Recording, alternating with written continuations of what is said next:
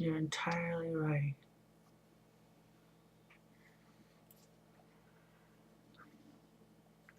On their way to the Planned Parenthood clinic, Kathy heard the song Highway to Hell by AC/DC on a boombox that belonged to someone else on the bus. While she sat in her seat, her mind paced up and down the aisle while her head lay on the shoulder of the man who had betrayed her future dreams. Knowing the whole while that it was his freedom that was behind the smile of his tears that he shed while he fled into the arms of another in his mind. She sat up and opened her eyes.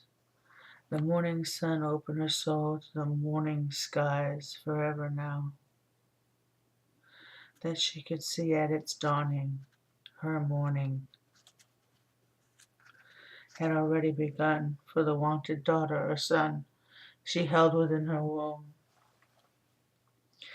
But they'd never know that it was her face behind the voice of the melody. So she looked up at him. "I can't," she said. "We must," he answered, as if it were him that was going to the death chambers with her fate. "No," she reiterated. He closed his eyes and said, "Yes." She nearly vomited and held her abdomen, shaking her head. He touched her underneath her chin, stopped her shaking, and then lifted her gaze to his with his upward nudge.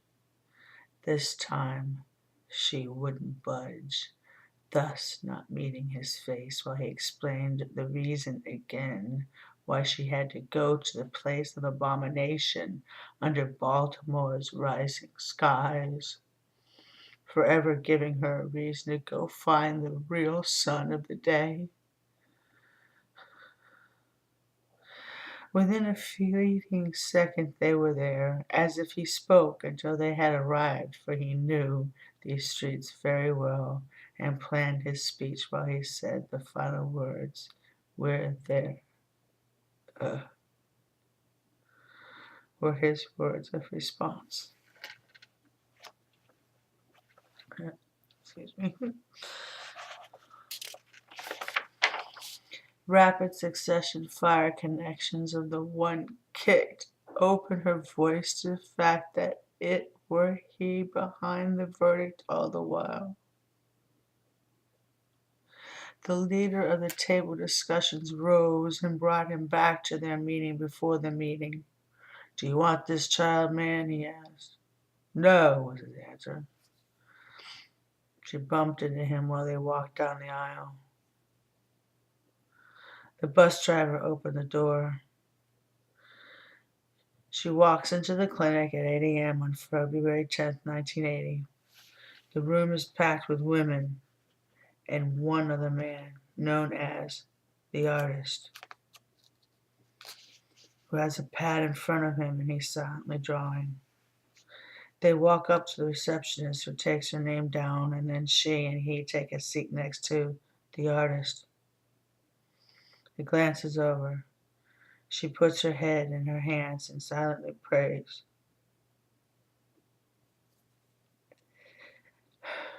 She's denied her wish. She's already there.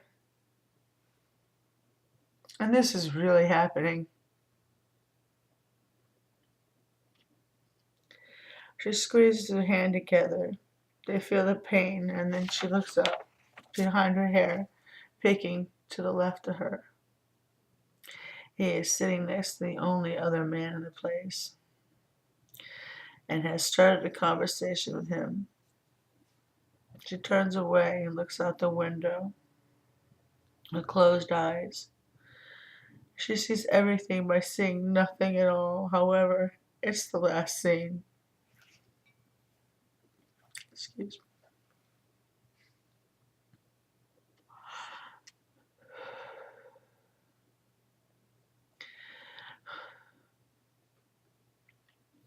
again. Excuse me.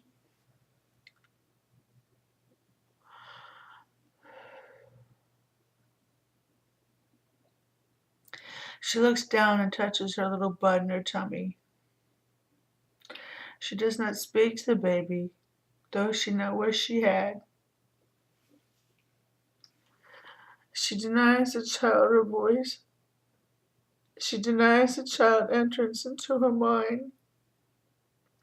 She sits there and silently screams. For an hour they wait there. He talking with a man, she crying silently. Finally, her name is called. Kathy Nelson? Yes, she says and stands. They walk away. I need to use your bathroom, she says to the woman.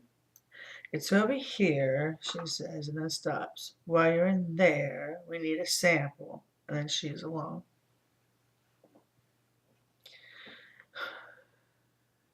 With her baby for the last time. She still doesn't talk. With the baby while the baby searches in the dark for the melody. There is no response.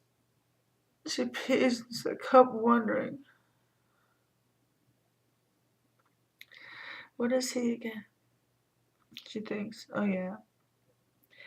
He's Irish and German. She stops peeing to remove the cup and continues to void into the toilet while screwing the lid on the specimen cup. She reaches over and grabs some toilet paper and wipes off the cup. After she is finished, she goes to the sink, washes off the cup, washes her hands, and then opens her purse.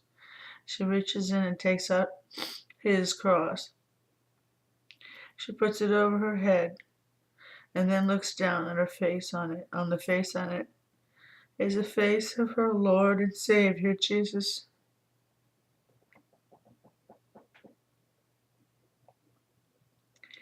Is he with me now? Always. His love's refrain. She leaves the bathroom and walks the specimen over to the woman blinded by the floor. The woman talks to her, but she can't hear her, for she is now quite insane. They enter her office. The woman sits down behind her desk. She takes a seat before the woman and looks at the woman behind the desk. Hello, the woman says. My name is Karen.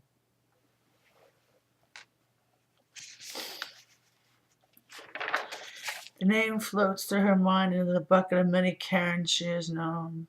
She tries to leave the football game where there was a Karen in a cheerleading squad for her brother Gary, but can't. The woman talks on, but she's with the Karen she knew from grade school at her brother's final game.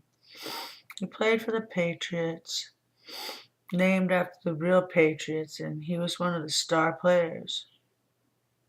He was running with the ball when he was tackled and brought down. He didn't get up, so many men ran over to him. Kathy shut her eyes and prayed. Next thing you know, they were taking him from the game. He'd been injured quite badly on the same thigh. To find out later, his right thigh muscle had been torn again, and the doctor gave him the decision. Play the game again and possibly lose the ability to walk, or quit the game and heal. He quit the game. She heard her name called. Another woman had entered the room and was now leading her to a place where she then thought about her options. Now, Karen's voice entered her mind. She heard the question for the first time clearly. Do you know what your options are? Kathy shook her head. Not really.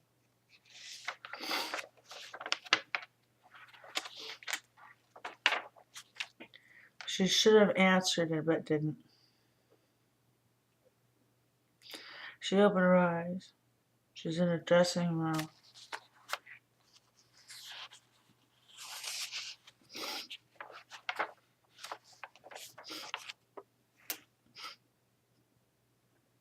There she sees it and puts it on. Quite naked, except for the thin gown, she leaves the room and is ushered into the cold patient room and sits on the cold table, her legs dangling over the side. She says, and the nurse leaves the room. Alone with her thoughts, she decides to leave. She gets up off the table and looks at the door. Her voice inside her head then speaks. What about the acid? Oh shit, she exclaims. I forgot about the acid. The trip comes back into her mind, and in a second she is there again. Another room, another bathroom. She is sitting looking down at her tummy where she can feel the baby kicking for the first time. What is that feeling, she thinks, and gently places her hand on her tummy. The baby kicks again. Oh my, she thinks, that's my baby that they're taking away from me. And she starts to cry. No, she thinks again, for she had promised that child that she would talk to her face to face soon.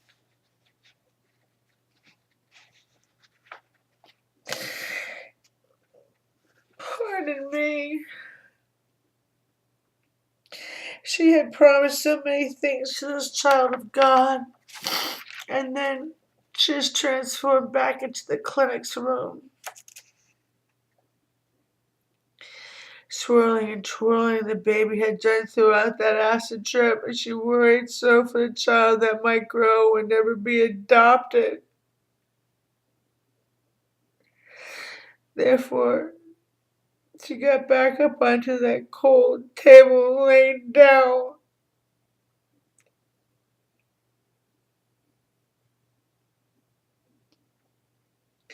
It seems like hours later, the doctor walks into the room.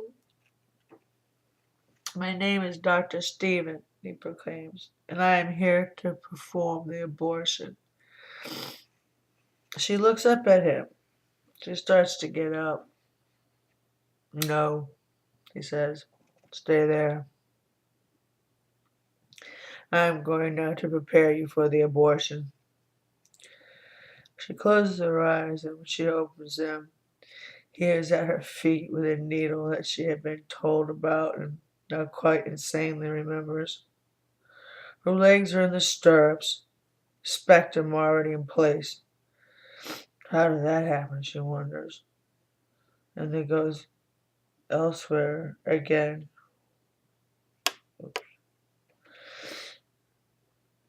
She hears Dr. Stephen's voice.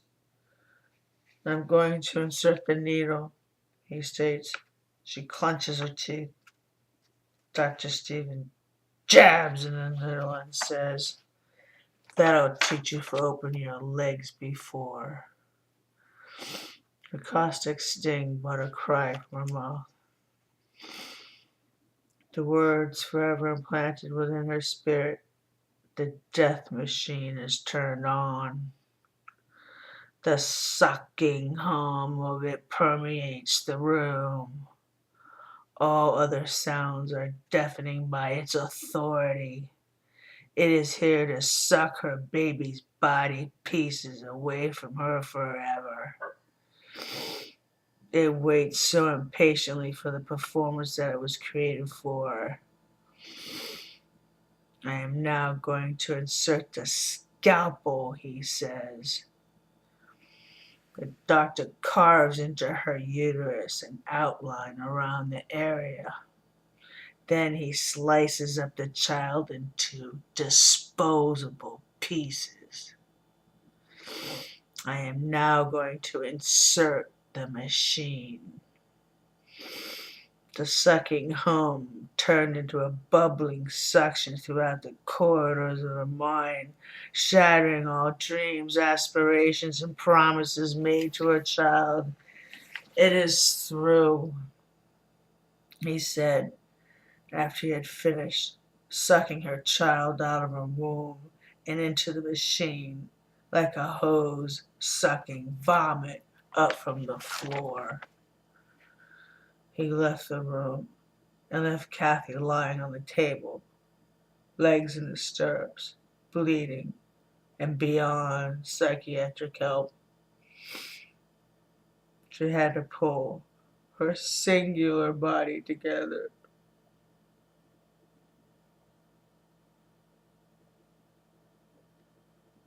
She got dressed while staring at the machine. Out loud, she said, "My baby's in there." She thought, hacked to pieces.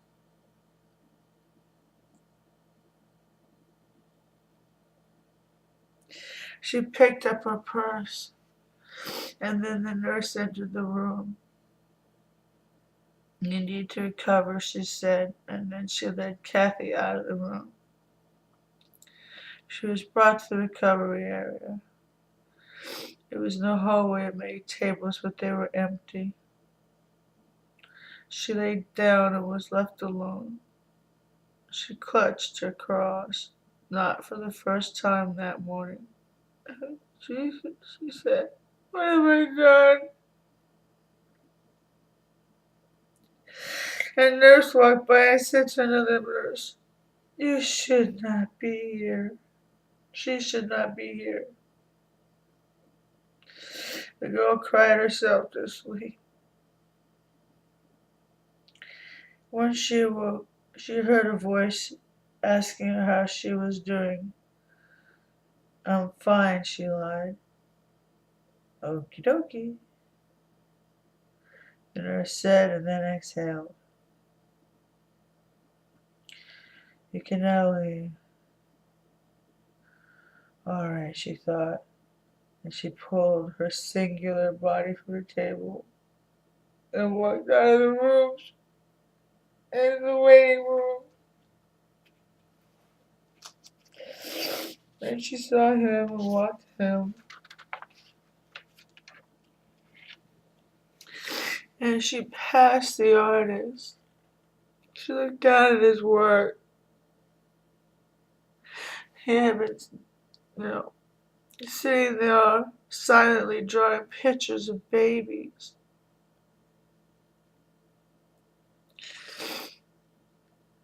"I don't think that's appropriate for this situation," he said to the artist. "On the contrary," the artist answered back. "This is precisely what this situation calls for." The girl closed her eyes and then looked down at the floor.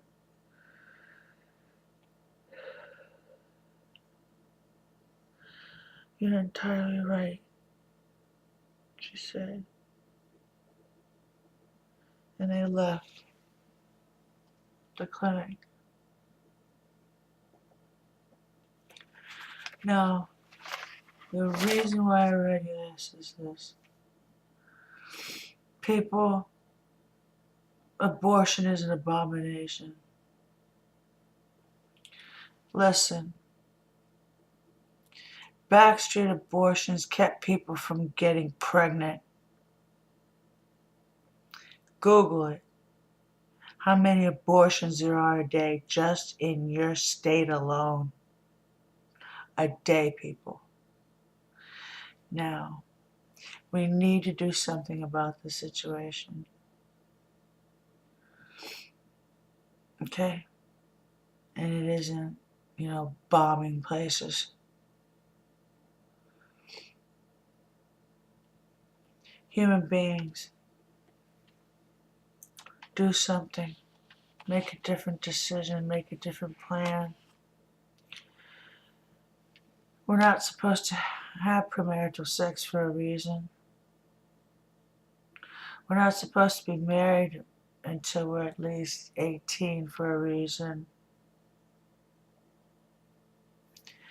And this is one of them. But it's the one thing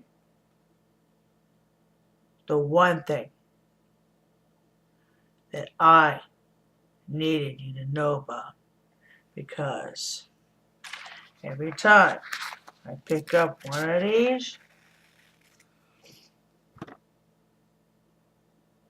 I get flung into all kinds of problems,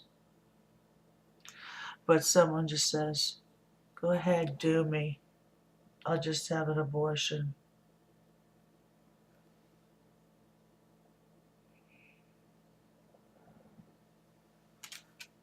Thank you for listening.